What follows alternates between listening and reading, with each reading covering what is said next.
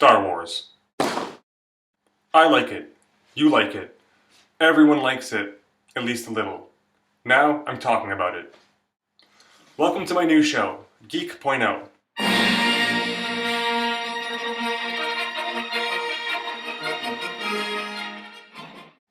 I say it's a new show, but as you can see, it still consists of me standing in my shower talking about stuff.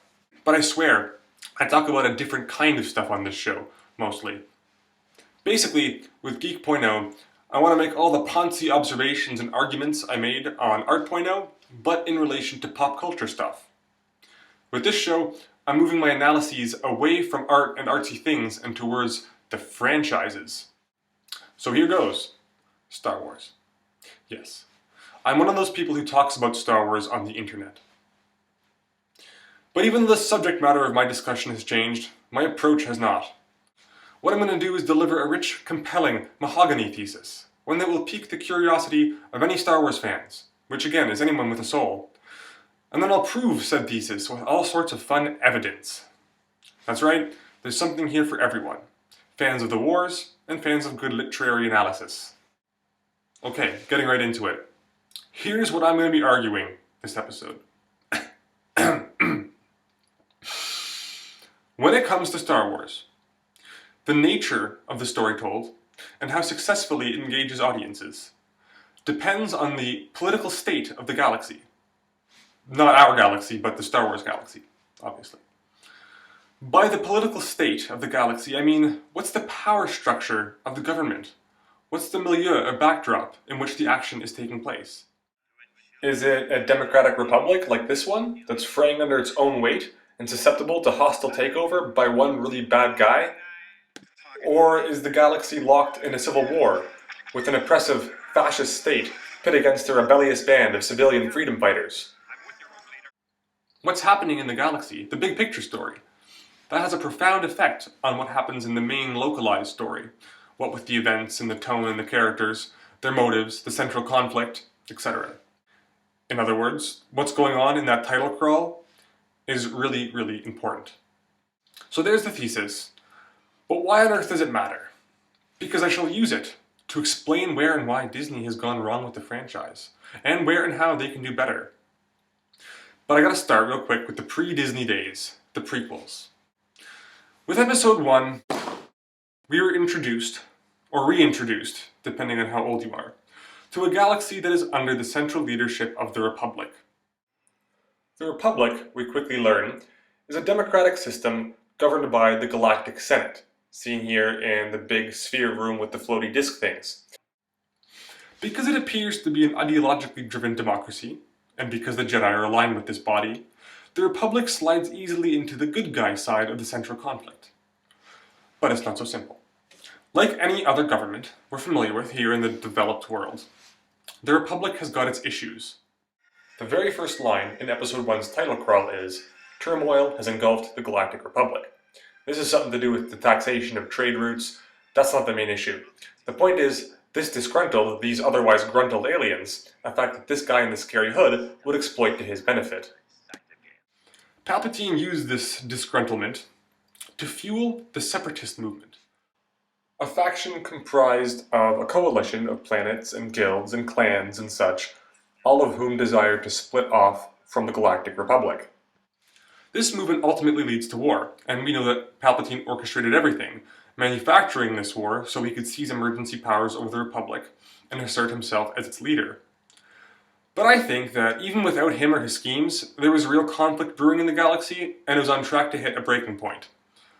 The Republic, as we learn, has flaws, ones that are very recognizable. Going back to the beginning of the saga in episode 1, when the Republic fails to take decisive action in response to the invasion of the peaceful planet of Naboo, we see ideals become compromised by complacency and corruption. The ability to be objective is obfuscated by misinformation, idiocy, and greed. Really, all Palpatine had to do was pull a string here and there. Sound familiar? As a result, the Republic, I believe, was crumbling inwardly long before Palpatine ever issued Order 66. What if the democracy we thought we were serving no longer exists, and the Republic has become the very evil we've been fighting to destroy? My main point is, I think that this successful effort of world building is a big redeeming factor for the prequels. If you've been watching me go on for this long, you're probably a Star Wars fan, or you're just really bored, in which case, I'm sorry your life is as bad as mine, or you're my dad. Hi, Dad. But if you're a Star Wars fan, I don't need to tell you that the prequels have a lot of flaws. I don't like sand. But in terms of this complex yet very topical political backdrop and the overall narrative found therein, what Lucas did was pretty impressive. Yes, we have to stomach Christian Haydenson, or is it Hayden Christensen? Whatever. We have to stomach that guy's views on coarse particulate matters that aren't smooth enough for him, as well as stomaching this thing. But we also get a nuanced and topical overall plot, one that explores the place of diplomacy, ideology, and rhetoric, as much as it features battles and duels and all that fun stuff. Even if you're not sold by this reading, you've got to at least admit that the world, and therefore nature of the story, of the prequels provides a decidedly different vibe than the original trilogy. Speaking of the original trilogy, the politics of episodes 4 through 6 basically demonstrate what happens when the dictator and his fascist cronies finally cash in on the discord they've sown and they start to take shit over.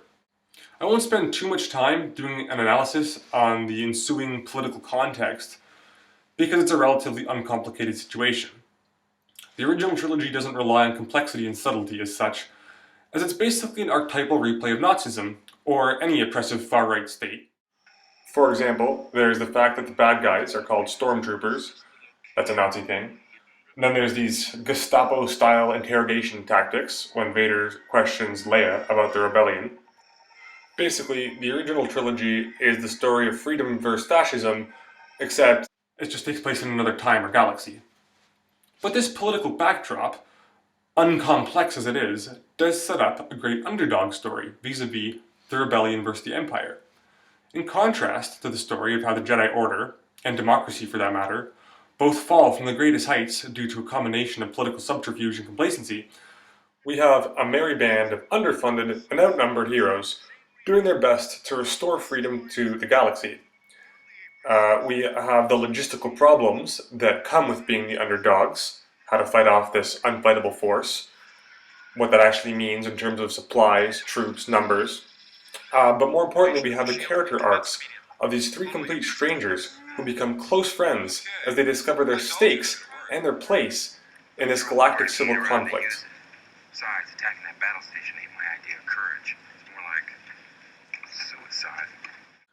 Basically, the fact that the galaxy happens to be in the political paradigm of civil disobedience in light of state oppression sets up a distinct set of arcs and events, ones that are altogether different to the prequels. I mean, the whole Jedi themes are there, what with the fear conquering and wisdom and whatnot, but the overall tone of the story, what drives the action, that's based on the unique dystopian political paradigm of the original movies. I mean, I say it's unique, but the sequels eventually ruined that when they came along and did the exact same thing. We had 3 movies about a big bad Empire-like force and the plucky band of rebels fighting them off against all odds. The names just happened to have changed from Rebels to Resistance and from Empire to the First Order, respectively. Or was it the Final Order? Whatever. There is some reference to a New Republic, but this body is obviously not a viable player or power in the sequel trilogy because A, they get blown up halfway through the second act of Episode 7, the very first of the sequels, and B, this New Republic could not have been a very vigilant or effective body of government even before being blown up. If they, after all, just let the First Order and Snoke or Palpatine or whoever just kidnap and brainwash an army's worth of childrens and start blowing up planets again. And if it wasn't enough to rehash the conceptual basis of the original trilogy, they felt that they had to reinforce the whole Nazi fascist bad guy imagery with these Riefenstahl-esque propaganda shots. So, like the prequels, the sequel trilogy has lots of flaws to talk about. There's the plot holes with Palpatine, like the fact that his return nullifies the entirety of the first 6 episodes. There's the stupid Canto Bight plotline from episode 8, blah blah blah. But unlike the prequels, the biggest mistake of the sequels began before a single line of dialogue was uttered or frame of footage filmed. The people making the movies didn't give themselves any new territory to explore because they thought they could just ride the coattails of nostalgia from the original trilogy. That being said, I know there's always a balance between novelty and quality. I'm not saying that something has the potential to be good only if it's completely new. The prequels achieved novelty, and they were/are eviscerated by fans and critics alike. But it's almost like the peeps at Disney were so scared of receiving the same sort of backlash incurred by the prequels that they just thought, hey, people never stop loving the OG movies, let's just do that whole idea again. But with hindsight, I reckon, a lot of fans have started to accept that the prequels might have, at least in some regards, more merit than the sequels. And that's because we know, on some level, that taking the risk to explore something new is almost always a better bet than recycling a worn-out trope. I'm pretty sure that the people helming Star Wars at the moment recognized this mistake, and immediately, after they concluded the Skywalker saga, decided to change things up. They set The Mandalorian, the first thing to come out after Rise of Skywalker, in the galactic power vacuum that followed the events of Episode 6. This was a good choice from the show's creator, Jon Favreau. Yeah, that's Happy from the Iron Man franchise, and he actually directed Iron Man 1, fun fact. Anyway, this choice allowed a team of writers and directors to explore a wholly original political climate in the Star Wars canon.